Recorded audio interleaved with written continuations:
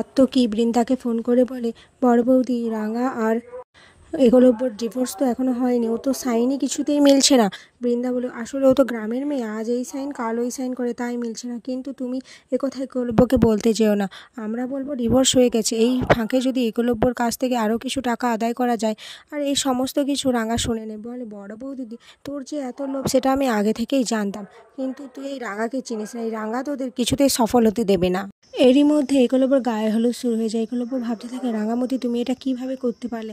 এইরকম অমানুষের মতো আচরণ আমার সাথে তুমি করতে পারলে? আসলে একলব্য রাঙাকে ভালোবেসে ফেলেছে। এদিকে রাঙারও খুব কষ্ট হচ্ছে, কিন্তু সেই বা কী করবে। এর মধ্যে পাঞ্চালি রাঙার কাছে আসে আর বলে, ভাইয়ের গায়ে মাখানো হলুদ কি আহিরি ঘরে পাঠিয়ে দেবো?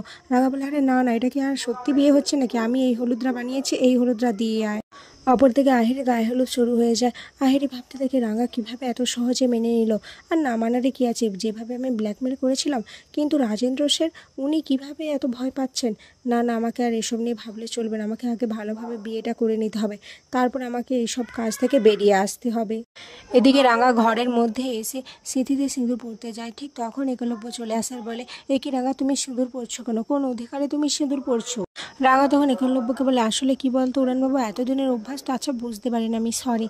একলব্য তো আরও রেগে যায়, বলে, তুমি এত ক্যাজুয়াল কিভাবে হতে পারছো রাঙা? ডিভোর্স পেপারে সাইন করার সময়ও দেখলাম তুমি এত ক্যাজুয়াল কিভাবে পারছো? এরই মধ্যে ময়না আর বৃন্দা এসে একলব্যকে নিয়ে যায়। আর বৃন্দা ভগবানের কাছে বলে, হে ঠাকুর, আজ যেন না কোনো গন্ডগোল হয়, রাঙা যেন কিছুই না করতে পারে।